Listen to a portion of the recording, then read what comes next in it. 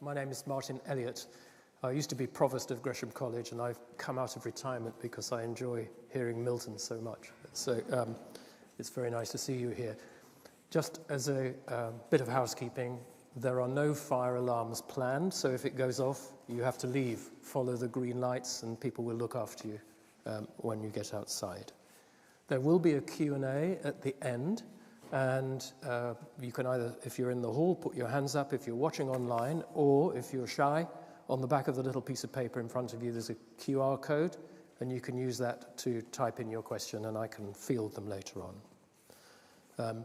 And if you haven't seen Milton's lectures in the past, and you want to see the next ones as well, they're all on our website, and you can go there at your leisure. Well, the human brain is an extraordinarily complex structure.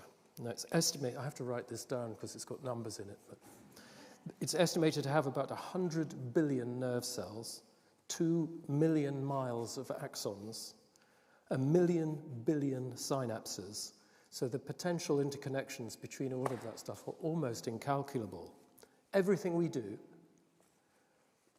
every thought we have, every emotion we feel, each has their origin in this organ of bewildering complexity. The creation of music and the impact which music has on us is something important to reflect on and to learn more about. So to teach us about that, unsurprisingly, is Professor Milton Mermikides. Milton. Thank you so much. Thank you so much. Welcome. We live in an age obsessed with technology, spending extortionate amounts of money, at least I do, every year or two for an incremental upgrade to my smartphone that I don't need. And yet we forget that we carry with us the most incredible piece of technology handily in our heads. And so I thought what I'd do is market it to you as if it was a product that you could buy. There's the manufacturer. So it weighs just the weight of a melon with a similar size, fits in most skulls, fully wireless, and has 2.5 petabytes of RAM. Expiry date up to 120 years, maybe, but there is no warranty, sadly. And it has rave reviews. The human brain is by far the most complex physical object known to us in the entire cosmos. I've added the 5 stars.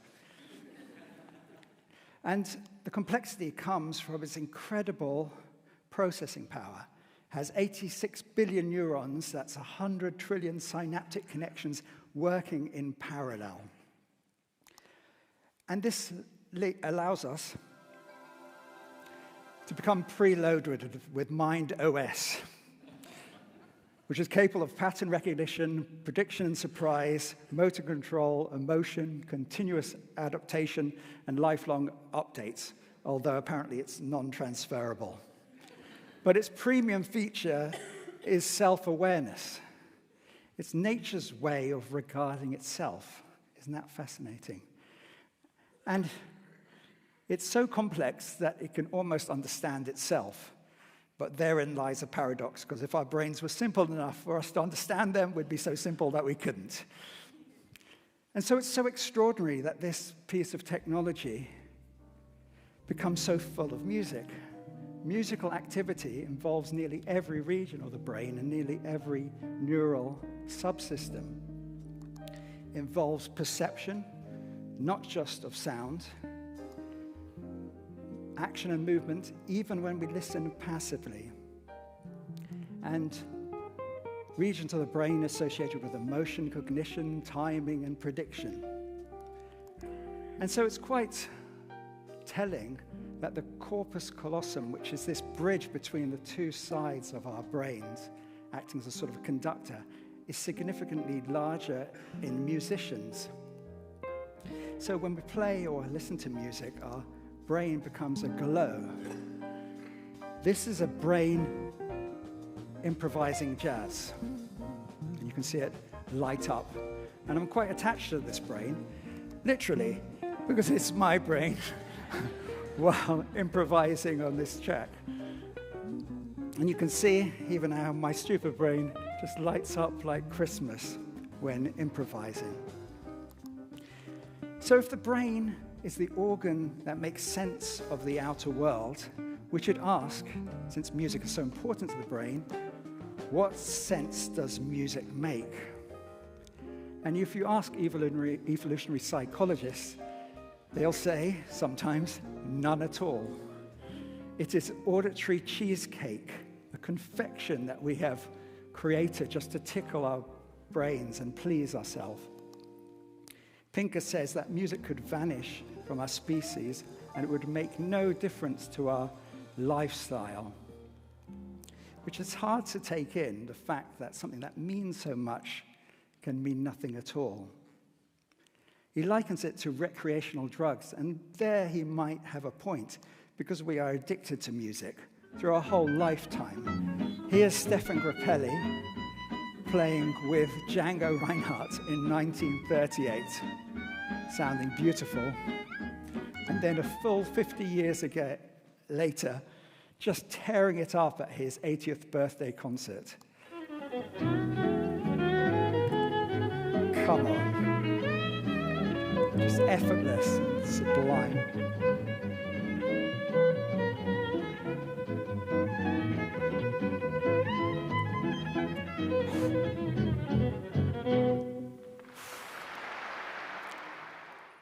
Magda Olivera, the Italian soprano, had an even longer career in music, singing for over 50 years. She started much sooner, and extraordinarily, even after her retirement, she could sing with expressive beauty into her deep 90s.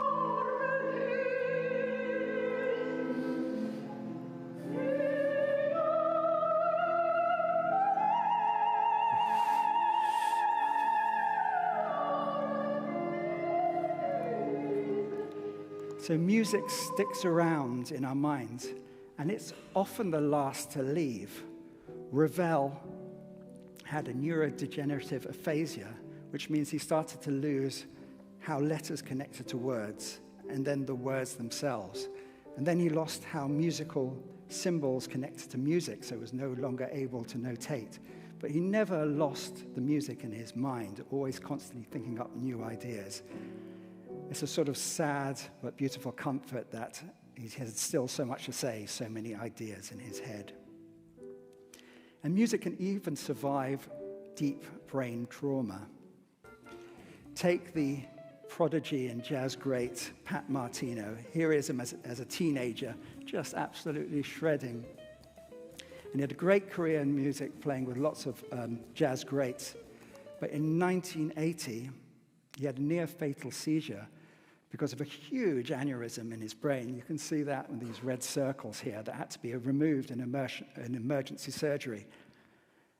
And when he came to, his amnesia was so profound that he lost the memory that he was a musician. His friends and family had to convince him that he was, and after some time and staring at his own records, his face on his own record sleeves, he decided to learn again. Well, let's say to remember how to play music. And in just 4 years, by listening to his own recordings and practicing along to them, he came back in full force with extraordinary power in his return tour.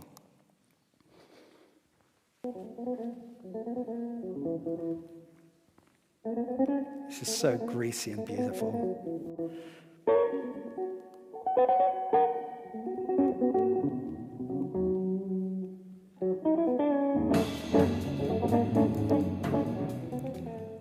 A more extreme case of amnesia comes with the highly accomplished British musicologist Clive Waring, who, after a viral infection, had a brain trauma so extreme that it left him with the inability to form long-term memories. So he was essentially stuck on a 15-second loop. Here's a page on his diary where he keeps having to reaffirm his existence every few minutes. Here he is trying to convince his wife that it's the first cup of coffee he's ever tasted in his life. First time I've seen anybody. Not been conscious before? No. I've been here before this morning. I haven't seen you before. No, you haven't? No. I've not seen anything at all before. Been completely blind the whole time. No taste, so this is the first taste I've had. That's the first coffee you've had? Yes. Cheers. Cheers. The sweet side of this is that whenever his wife left the room for a few minutes, he would greet her like he hadn't seen her for years. It's really charming, actually. Good heavens above! Oh, darling, I didn't know you were here.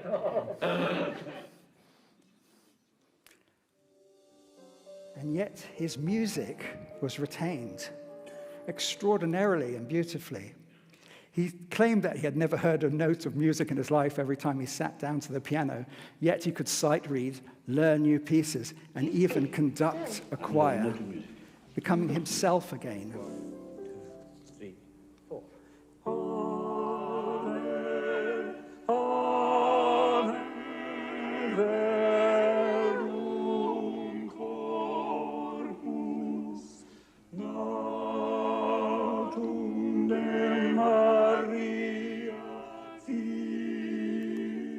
Still able to form that thread of memory. Music can survive brain trauma, but strangely, it seems to also be induced by it sometimes.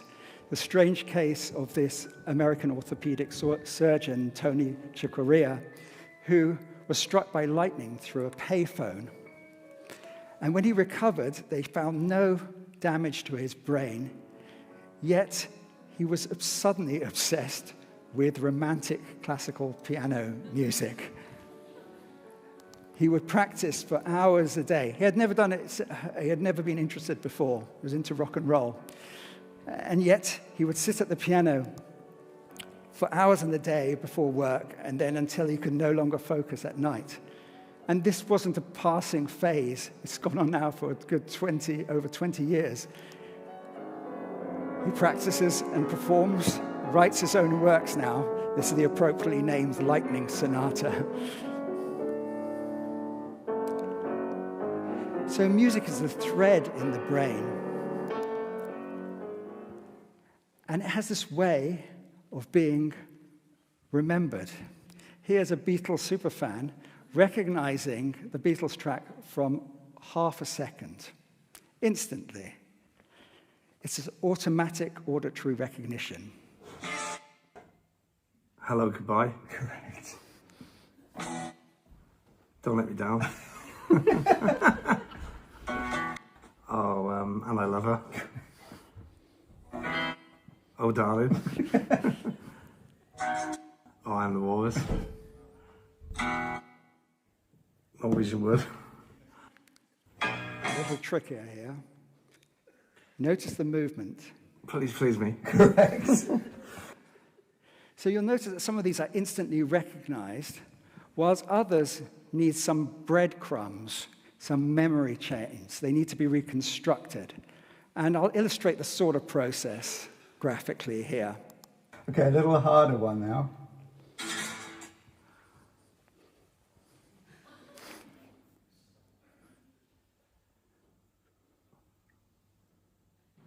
Oh, come on. Oh. Things we said today. Very Sorry, it was a bit long. Sorry about that. And so music lays these little threads across our memory.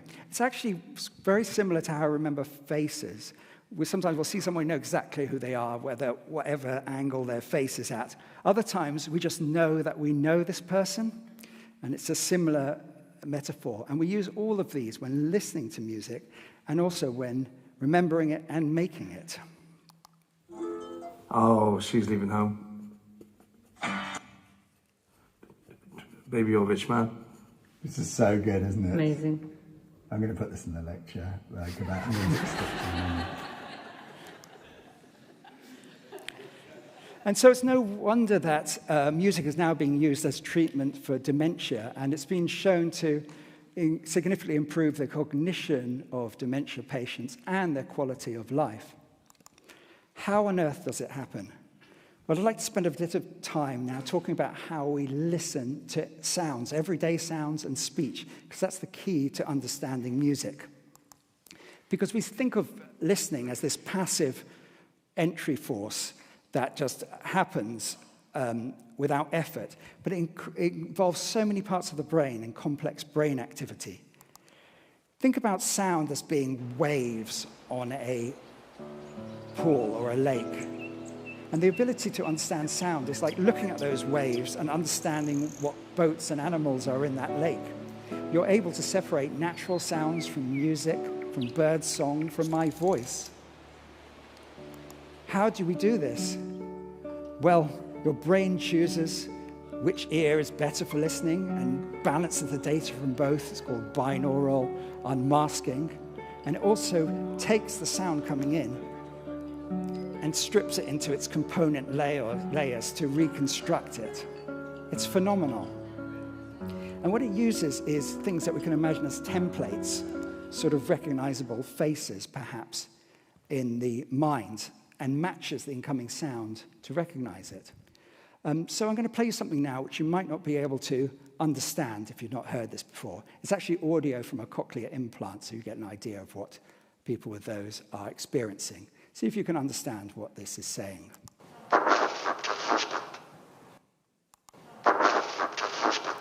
Anyone? Now, if I tell you what the sound is, suddenly you'll be able to hear it. This is the original audio. The wife helped her husband. Now listen to it again, and it will pop into your mind.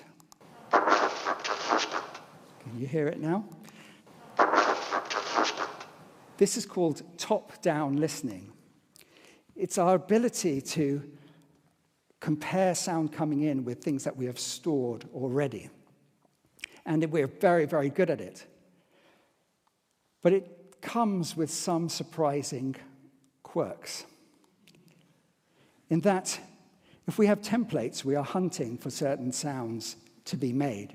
And just like with our ability to see faces out of kitchen taps, we can hear words and sounds that aren't really there. They're constructed by our inner library. So this is an experiment now called phantom words. And what it does is it takes a phoneme, which is a little fragment of sound, w, and another one, nope, and it puts one in the left ear and one in the right ear. I'll play them separately. Where? No. And then together. Where? And then the experiment flips them. Where? Where? Now what happens is, if we play these over and over again, you'll start to hear words naturally like nowhere, that's what I hear, but then I hear very clear when, oh, when, oh, when, oh, when in the left speaker that drifts over to the right speaker. The right speaker, worryingly for me, has no brain. These are reported other sounds that I sometimes hear and others have reported. So we'll spend about 30 seconds on this with some trippy lighting and see what you hear and hopefully see you at the end.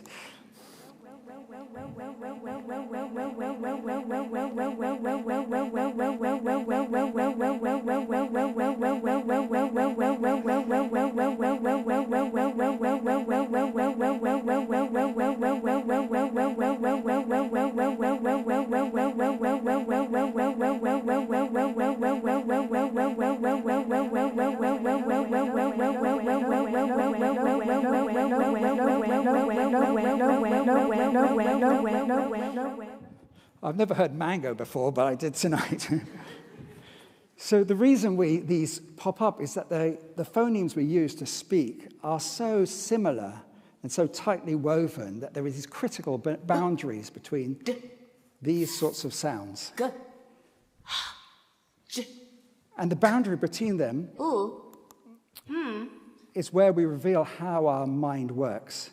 You might have seen this before if you've ever been on something called the internet, but I'll play this for you now. It's one sound, and you can decide which of these two words matches it better.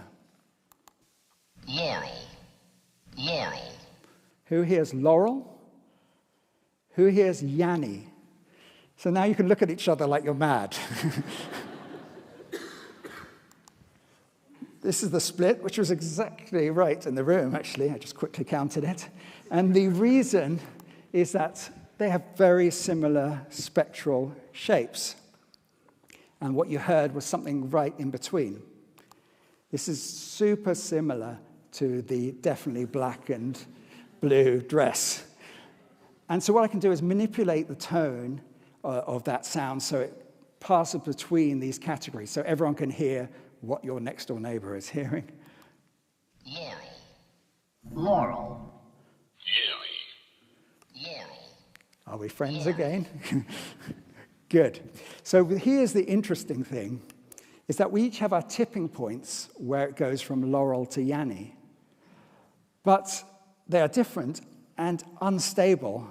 Mine change from day to day. And actually, in blue is where I turn from Laurel to Yanni, but I turn back from Yanni to Laurel at red. You'll have something wholly different.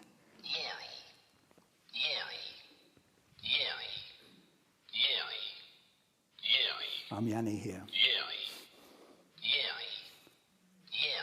Still Yanni? Now Laurel. Make it make sense. Laurel. Laurel. Laurel. Laurel. In fact, we gain our ability to hear not just from the sounds we hear, but also what we see. For example, tell me what you think this man is saying. Ba, ba, ba. Most people hear Ba, ba. ba, right? Now this example here, watch closely. Ba, ba, ba. Most people here are sort of far. Ba. Here's the thing. They are the same sound. You're hearing different things because of his mouth shape. Ba, ba. Ba, ba, ba. Same audio, which means you can decide what you hear by who you choose to look at. Ba, ba, ba, ba, ba, ba, ba, ba. And if you look away, it'll be a clear bar. Ba, ba, ba, ba. This mixing of syllables like b and f is just an amazing phenomenon called the McGurk effect. I think it's bucking brilliant myself. I have to be careful how to say that. So this is where music comes in. Music uses templates also. And the line between speech and music is not so clear. For Mussorgsky, he says, whatever speech I hear, my brain immediately works out a musical exposition. And the wonderful British-American psychologist Diana Deutsch did a lot of experiments on these boundaries. One of them is called the sing-song effect, which I absolutely adore. And I adore it because she found it by accident. She was preparing a lecture and she was editing her own voice. And she had to edit this phrase.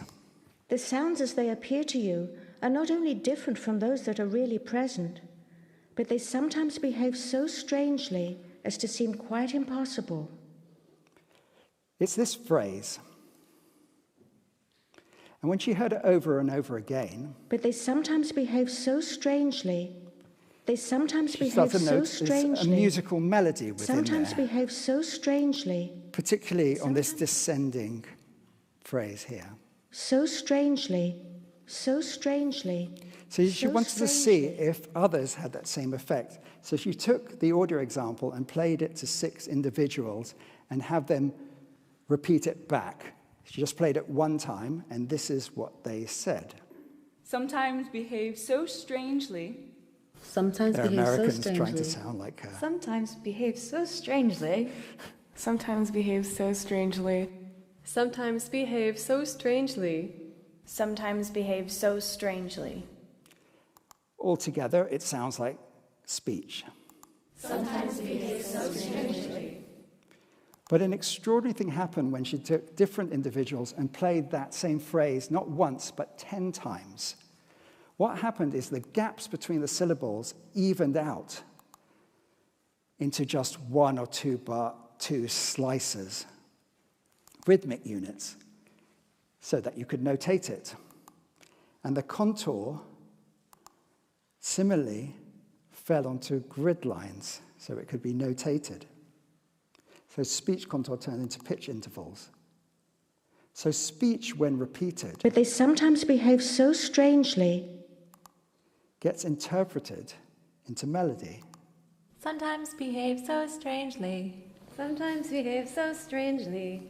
Sometimes behave so strangely. Sometimes behave so strangely. Sometimes behave so strangely. Sometimes behave so strange. And so accurately do they repeat that back that you can play them together and it sounds like a choir. Sometimes behave so strangely. So it seems that music is inbuilt into language already and sort of lifts out of it, or perhaps the opposite is true. And certainly we find cases where speech is embedded into music, like the talking drum of Accra, which has specific words that it's imitating. Or the tamar of Senegal, which uses these vowel-like resonances. And the elaborate Hindustani bowls, which is syllabic connections.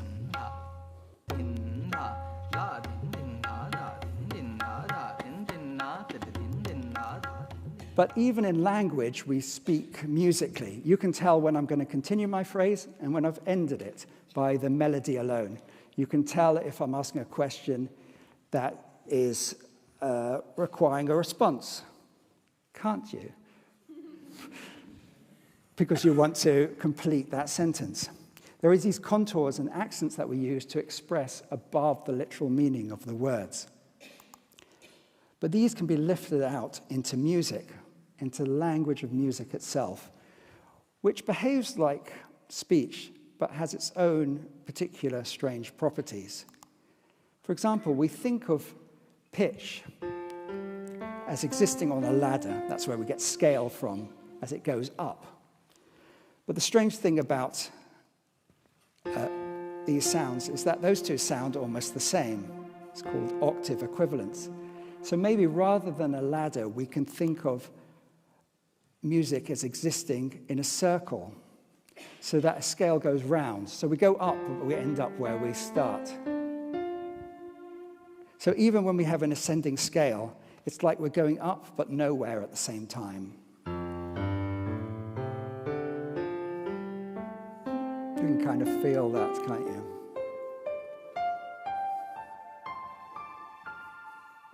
So these are the windmills of your mind. They have to somehow manage to go up and stay the same at the same time. Some people represent it as a helix. So that's circularity, but still height that exists.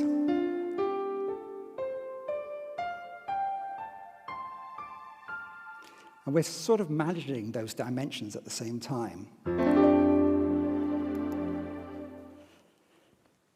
What happens, though, when these compete?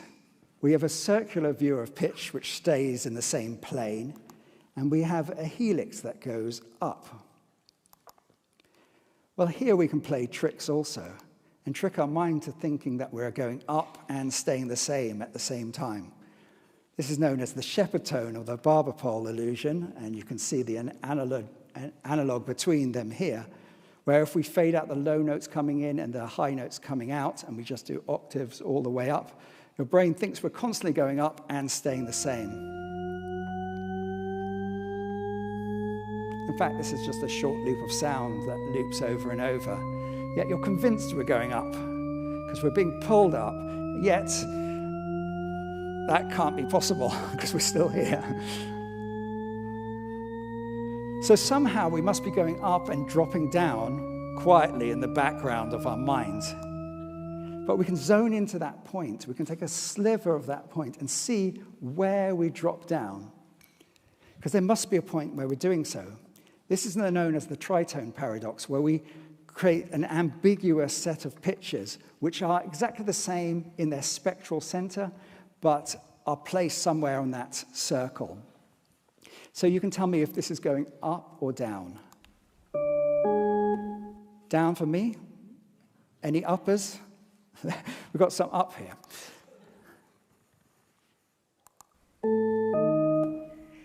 Oh, that's up. It was down yesterday.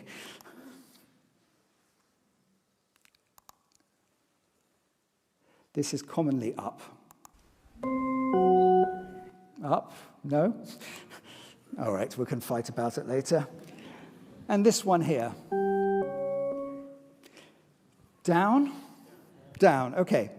So the interesting thing is, there's evidence to support that we're all different, but how we choose to hear it depends on where we're from. In fact, how our mother talked to us. Isn't that extraordinary? And the biggest difference here is between British and Californians, and you can see why there might be a pitch issue there, is on the G to D flat one. So there was an Australian here earlier who heard this as descending. Sorry, as ascending. That should be descending, right? Anyone hearing that going up? Okay, forget them.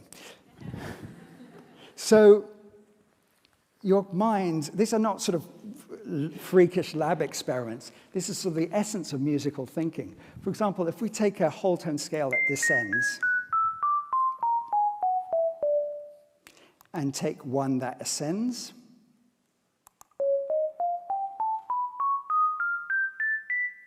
you'd think that if we place them together, we would hear an X as they cross.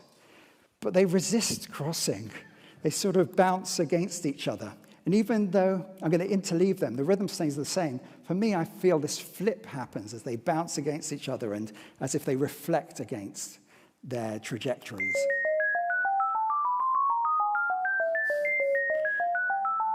I find it hard to follow it all the way down.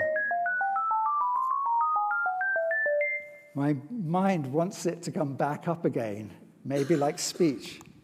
We can turn the whole thing upside down and we get a similar effect.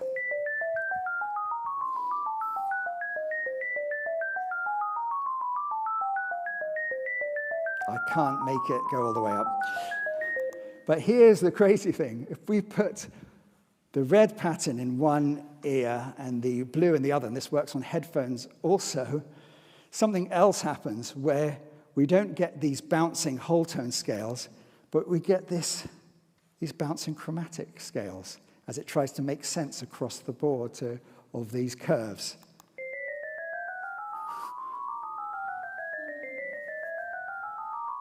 The whole tone disappears for me. So this is what is happening at the top, and this is what you're perceiving.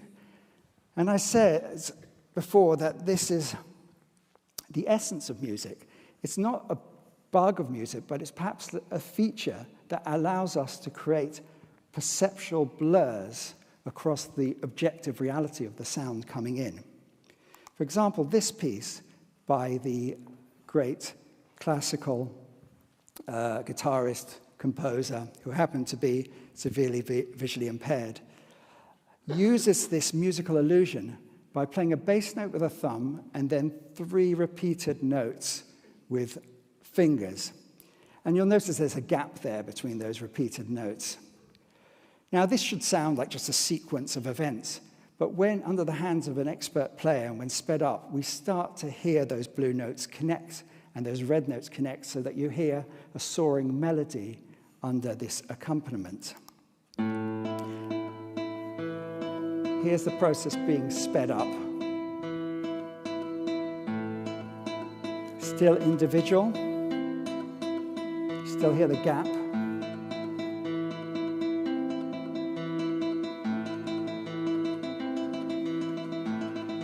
And here it's disappeared.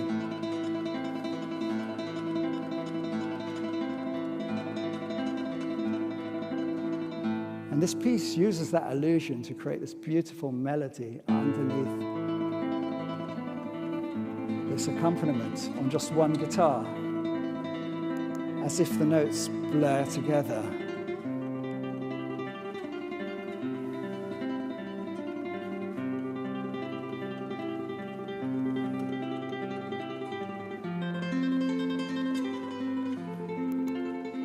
So this illusion is the music itself. Someone obsessed with this way of thinking about music was Tchaikovsky. And he loved this motif and used it in many of his works, called the cross motif. And he associated it with the crucifixion, Tristan himself, and the Shakespearean concept of star-crossed lovers, because it makes this cross shape a sequence of perceived relationships. So although it's 4 notes, it's actually holds a perceptual symbolism. And he used this throughout his last symphony, his last completed symphony, number 6. Right in the introduction, in fact. And because of his the shame surrounding and the social stigma surrounding his homosexuality, perhaps, there was this pain to this idea of star-crossed lovers in his work throughout. He had a very beautiful but troubled mind. He tore up his Symphony number 5 because he didn't think it was good enough. It's very good, by the way. But when he wrote Symphony 6, he adored it, and he said it would be a riddle to everyone, and it was completely saturated with himself. And I certainly shall not tear this one up. The very last movement,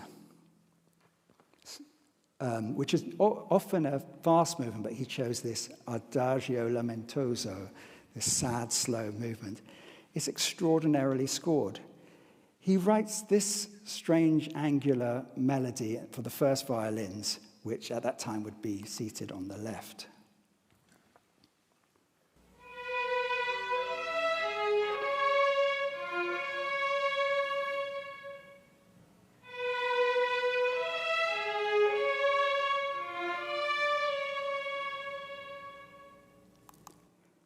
And on the other side, the violin 2 play a similar, different melody, equally angular.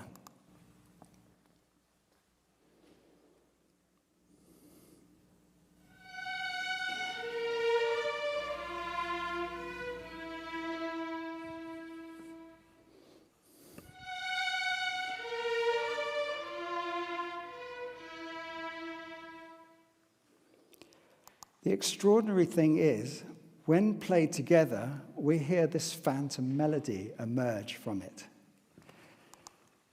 emerging from the slices of both sides, so it forms in the listener's mind. And this is exactly what Tchaikovsky wanted. A conductor friend of him was arguing that he should just score it like this, because it's easier to play, and that's what he wants to be heard. But no, he wanted the sound to be emerged through this star-crossed effect. Let's hear it.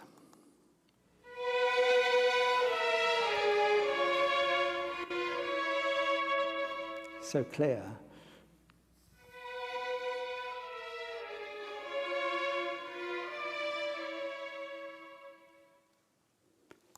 And music involves these constant perceptual connections between sounds that have occurred and sounds that are continuing. And places us at the center, at this point in the present, where we rely on our memories and our experience to anticipate into the future. And so music itself are these projected relationships, which the musician, the composer, hears, and so does the listener. In fact, it taps into our deep-seated human survival nature to hunt and to find and to learn. And emotion, in a way, are these attractors wanting us to hunt, find out, and learn in this cycle. Here's a young girl called Olive who will demonstrate each of these parts when her brother performs a magic trick for her. 2, 3.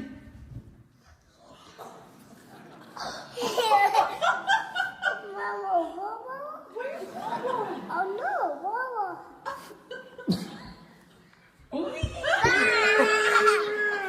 And now she wants to learn it herself. It doesn't work out. So there was this joy and surprise in anticipating something, having a clue what's going on, and discovering something new, something better.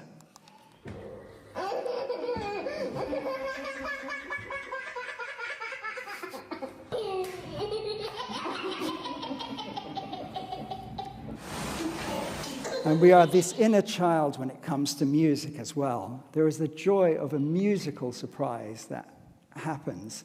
This is Huron's ITFRA model, which says that music builds our imagination when something's coming, brings attention, and then we react to it in various ways. We make further predictions and appraise, and it's this constant movement through these cycles of emotion, hence our whole brain response to it. And so we like a little bit of surprise. We like things that we can expect, and we like those moments of surprise. In fact, there's this inverted U that neuroscientists have found, where if you give people highly predictable music, they don't gain much pleasure or want to move to it. When it's chaotic and unpredictable, similarly so. But there's this sweet spot called the inverted U, I like to call it Mount Groove, which we all react to and we hunt to and we're surprised to, even if we've heard music, the same music over and over again. 3, 2, 1.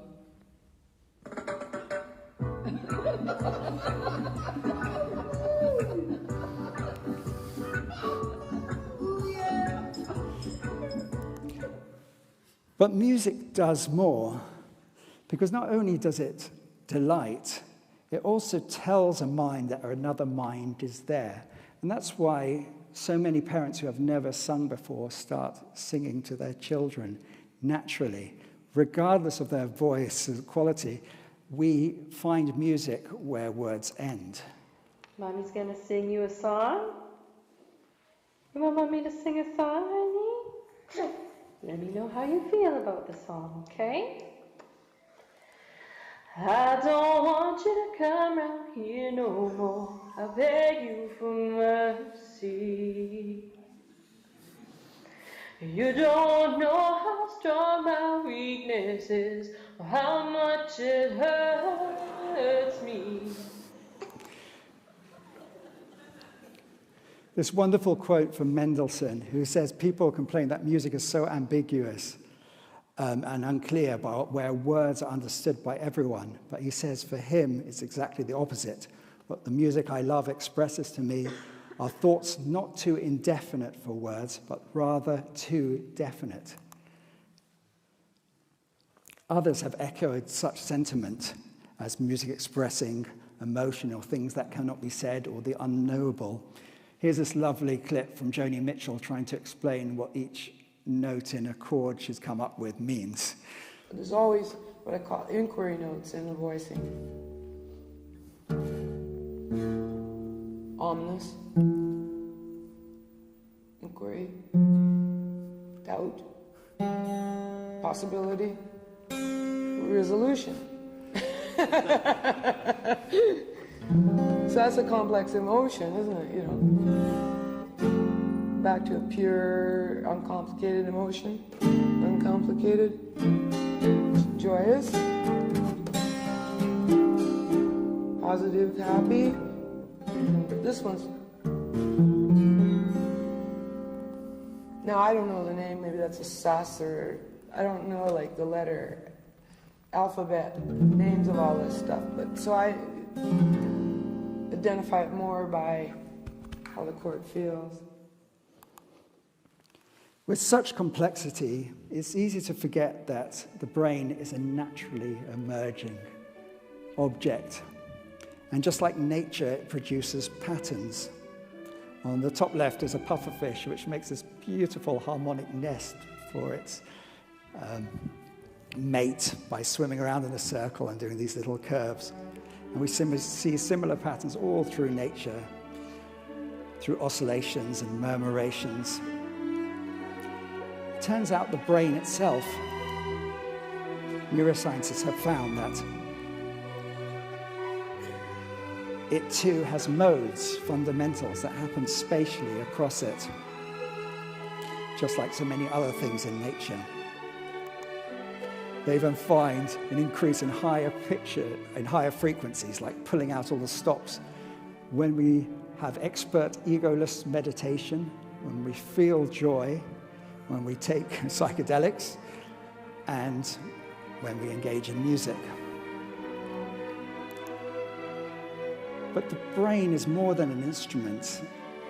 Neuroscientists say it's more like an orchestra because you have specialized parts. And what it needs for it to function best is to invent a conductor, which is ourselves, to orchestrate consciousness. So while some say that music is auditory cheesecake,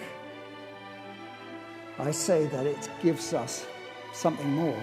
Because in order to appreciate music, we must behold the miracle of our own consciousness. But further, we get to communicate with others. So not auditory cheesecake, but the food of love, perhaps. And so we realize that we have a mind, but so does the person we're making music with us.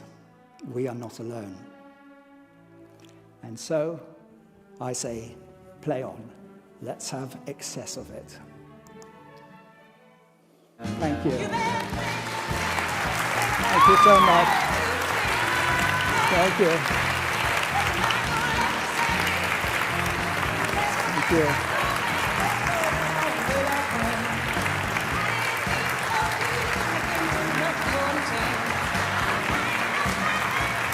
Thank you.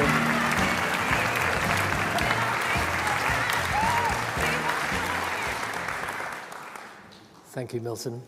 I must say, I really liked something at the beginning of that. I've known quite a lot of orthopedic surgeons in my life, and many I would like to have electrocuted. So that's very good. One of the things you just brought up at the end was this business of harmonizing, as it were, mentally with the other people you're playing with. So do you see, has anybody done any experiments looking at what happens to the brain of two people simultaneously? So we get these, well, I mean, the interesting thing is that the experiment is kind of the music itself. And so if you study jazz musicians improvising, where one will take a phrase and the other one will pick it up and turn it around and pass it back, then the results are in the air, so to speak. But in terms of neuroscientific studies, there are several to show that we have similar responses to music, but we're almost nowhere when it comes to our understanding of how music is processed. I mean, these new ideas of looking at harmonics and the flow of information through the brain came after years and years of understanding that place lights up. But we didn't, I don't want to demean the work of many neuroscientists, but what I understand is that we don't really know what lighting up means. And so the mind seems to be something about a dynamic movement, and it has to be for us to survive different brains and different traumas, but also to explain the majesty of music, I imagine. But the regions of the brain that are involved, which lit up beautifully in your own brain, presumably you still do, very nice colors too.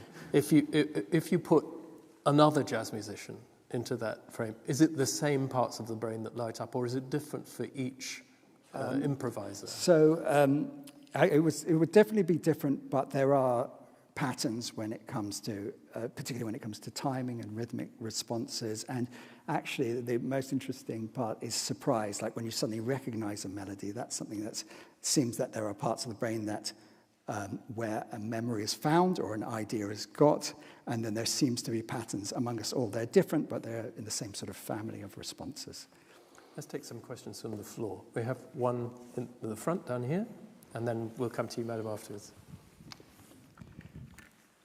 Hi, that was brilliant. I was going to ask you about active inference and Carl Friston and Andy Clark, but I won't ask you about that. We'll talk about that afterwards.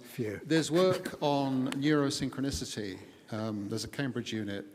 There's work in Nottingham using these skull caps you may have seen, which are optically pumped magnetometers, and they monitor the magnetic flux in the brain. The reason that we only at the moment get regional, because you were an fMRI scanner, were you not? Yeah. The reason we don't, at the moment, get down to the neuronal level is we just don't have sufficiently good resolution in the technology we've got, but we're getting closer.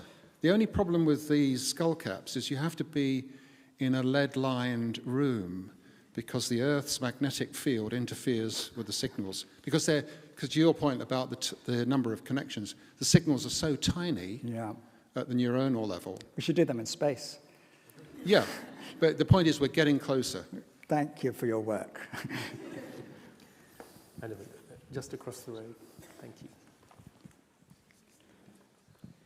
Absolutely loved your talk. So fascinating. I learned so much. Thank you so much. I really loved all the stuff with babies. And I was really interested to hear your thoughts about, with the music, around like parentese and baby talk, because that's very musical. And I would just like your thoughts on how that contributes it's so early fascinating. on. If you want to go deep into it, I'd start with Patel, music, language, and the brain. And you can, I will give you a rabbit hole of avenues to follow. But what's really interesting with parentese, you call it, is that what we do is when we speak to each other, we have these natural contours I talk about. And what's interesting is that a yes-no question ends in a different way than a who-what question and so on.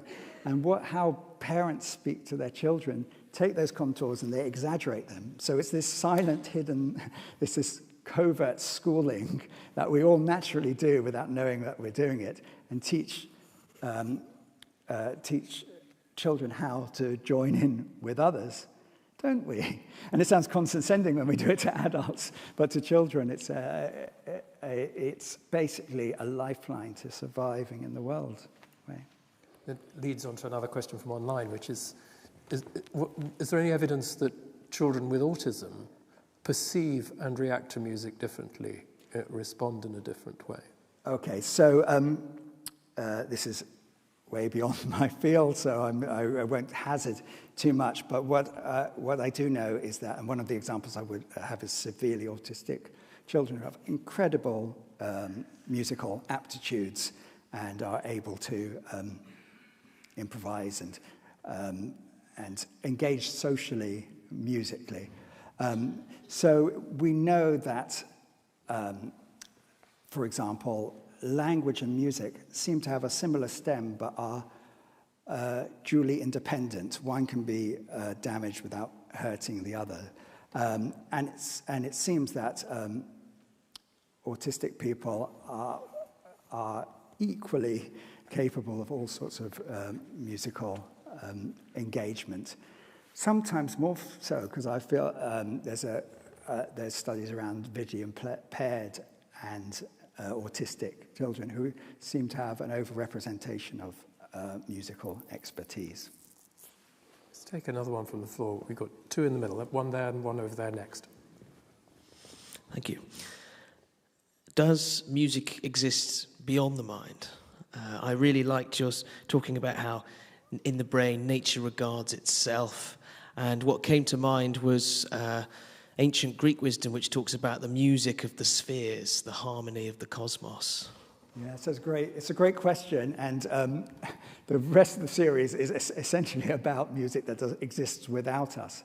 So, some would say not at all. It needs us in order to be meaningful. But if you see music as meaningful pattern, interaction, and to what degree animals perceive music, then it becomes far blurrier. I would refer you to my last lecture on music of Earth and space, where we go deep into the harmonic patterns of orbits and so on. Since I've written a book called Hidden Music, which is just about music existing outside of humans, I would have to say absolutely it does. But I have to acknowledge the mind's role and how it shapes our music. And in the next lecture, it's quite interesting because those notes don't come from anywhere, don't come from nowhere. The octave comes from some quirks of our listening. So where our mind and brain connect is really unclear. So it's a long, long conversation. I'm going to say yes. It's somewhat of a follow-up, I suppose, to both of the previous questions, which is a lot of your talk this evening has been about appreciation of music, but where does that differ, if it does at all, for people who are quote-unquote tone deaf, who can't express music?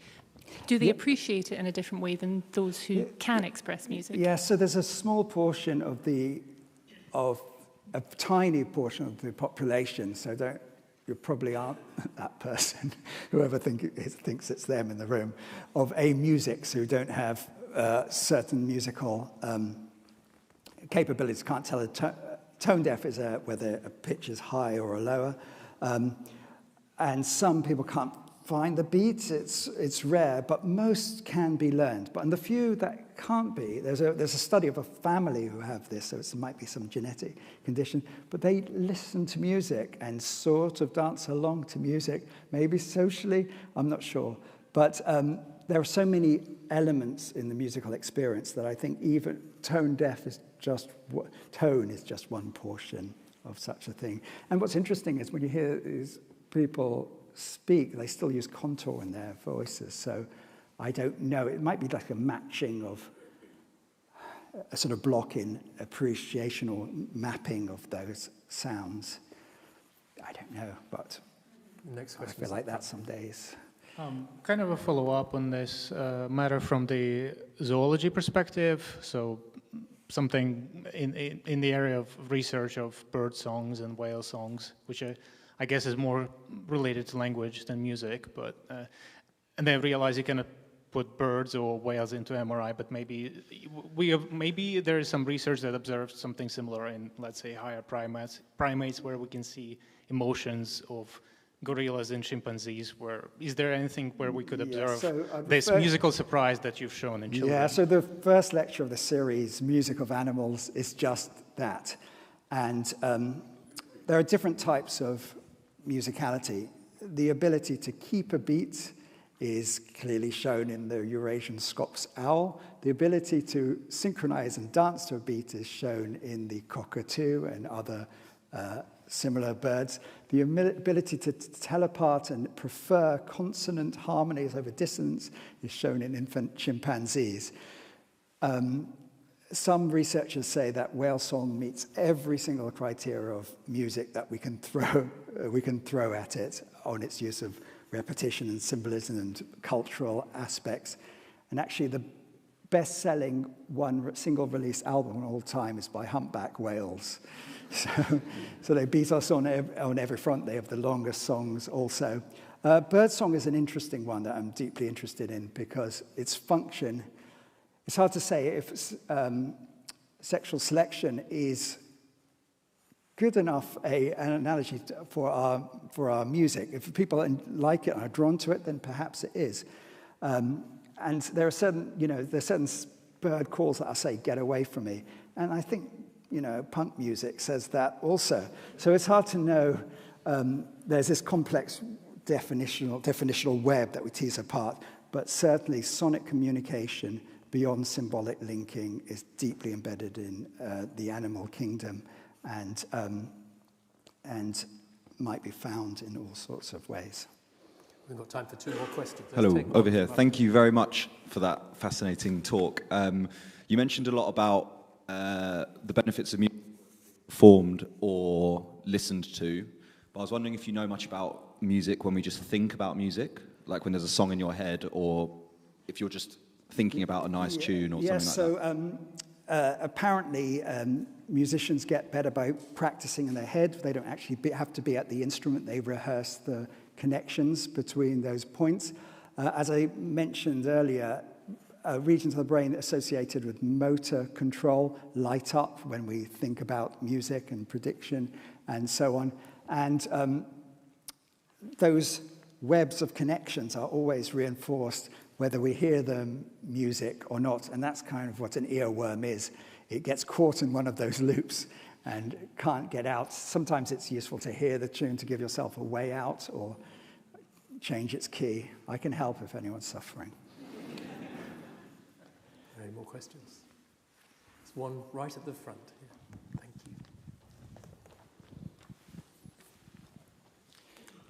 Thank you. Actually, I put this one on Slido, hoping you'd answer it.